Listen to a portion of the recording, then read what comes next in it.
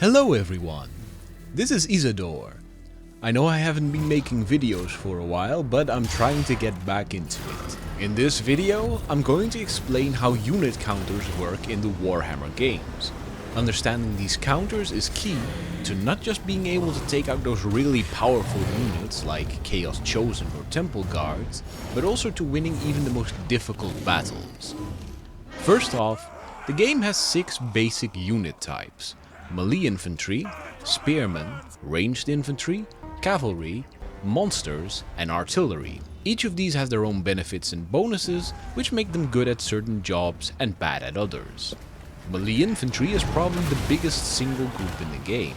It is comprised of any type of infantry that specializes in close combat.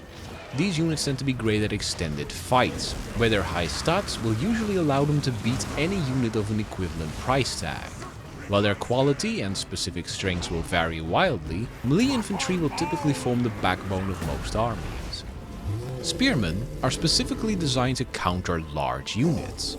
These include cavalry, monsters, and certain war machines. Spearmen nullify the huge charge bonuses that these units typically get, and get both bonus melee attack and bonus weapon damage against these unit types.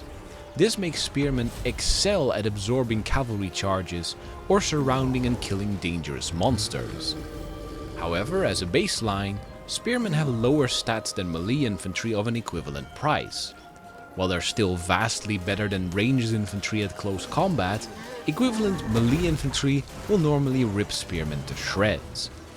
Ranged infantry include any type of unit that uses bows, muskets, or other small arms to shoot at enemies from afar. These units have one big advantage: they can apply all their damage from far away. This makes them a natural counter to any type of melee unit. But that is until ranged infantry gets engaged in close combat. Ranged infantry normally has really bad stats in close combat, since once they get engaged they can't fire, which means they'll lose a lot of men and rout quickly once engaged. This makes any type of fast unit, particularly cavalry, beasts and flying units, a natural counter to ranged infantry, as those can outrun other units. However, any type of melee unit will counter ranged infantry once they get in close. As a general rule, keep your ranged infantry hidden behind a wall of other units to make the best use of them. Unless of course they're using muskets. In that case you have to get really creative with their positioning. Cavalry consists of any type of unit that has soldiers riding animals of war. Unless you're looking at centaurs, those are the whole package in one. They're typically fast moving and have enormous charge bonuses, especially if they're shock cavalry as opposed to melee cavalry. Cavalry usually rely on their speed to outflank enemy formations and strike the enemy where they are vulnerable, while using their charge bonuses to inflict enormous casualties on the enemy during their initial hit. Especially the latter might allow them to beat melee infantry that would otherwise beat the cavalry unit, due to the sheer damage that the infantry takes from the initial charge. However, spearmen are a vital weakness of all cavalry units. Spearmen are virtually immune to a cavalry unit's charge and deal way more damage than other unit types to cavalry. With cavalry, you'll want to use your speed to your advantage and only attack units you know you can beat while avoiding walls of spears.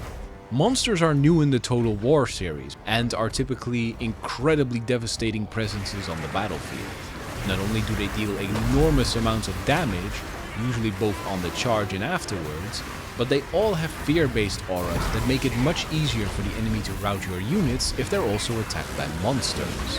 In close combat, monsters tend to make a huge mess of anything in reach, and many of them are surprisingly durable. However, monsters have 2 big weaknesses. Much like cavalry, they're vulnerable to spearmen, who both ignore their huge charge bonus and deal a lot of damage in retaliation. But certain artillery pieces with anti-large bonuses also counter monsters. This is because monsters have all their health concentrated into a single creature or a handful of creatures, which means that the unit takes full damage from cannonballs or ballista bolts that strike it. Monsters you usually want in the thick of combat, where they can use their enormous sweeping attacks to destroy the enemy front line, but keep them away from spears. If the enemy is trying to take your monster down with artillery pieces, use trees or hills for cover, while you use other units to try and distract or destroy the artillery pieces. Artillery units consist of two parts, the war machine and its crew. Combined, they fire shells at enemy armies at extreme ranges, allowing you to wear the enemy down from outside retaliation range. Artillery pieces can be exceedingly useful at damaging key enemy units before combat, whether infantry or otherwise, depending on the type of artillery used. However, artillery crews have major weaknesses. For one, the war machines the crew uses to fire can be broken by spells or enemy artillery pieces. Once destroyed, the artillery unit can no longer fire, even if the squad has survived and has ammunition left. In addition, the crew manning the war machines is both really small and really weak. They have terrible stats and virtually no way to defend themselves once separated from their machines. This makes it vital that you defend your artillery pieces, since otherwise they can easily be taken out even by really weak units. There are also minor unit types in the game, such as flying units, skirmish cavalry, beasts and war machines. Flying units have a really simple advantage. They're flying. They can fly over enemy units on the ground beneath them, allowing them to completely circumvent the enemy's front line, and cannot be attacked by non-flying melee units unless they've already landed. Other than that, they act as other unit types. Flying infantry acts as infantry would, while flying cavalry acts as cavalry. Skirmish cavalry are basically mounted ranged units. They combine speed and ranged attacks to murder enemy units while being virtually uncatchable. However, skirmish cavalry is countered heavily by enemy ranged infantry due to skirmish cavalry having much smaller squad sizes than ranged infantry, but only a marginal increase in damage per shot. This means enemy ranged infantry can outgun your skirmish cavalry in pretty much all instances. Beasts are fairly simple. They usually act the same as infantry, though they trade in some quality for speed. Consider them budget cavalry without the weakness to spears. War machines are kind of unique and very rare, but they're always considered large units and typically have a lot of armor. That's it for unit types. Keep in mind that there are certain unit types in the game that break the mold for their specific type, which can give them some unexpected strengths and weaknesses. If you found this video helpful, don't forget to subscribe, and if you know anyone who could use some pointers, feel free to direct them to this guide. If you have any suggestions, please leave them in the comment section below. Thank you all for watching, and I'll see you all next time.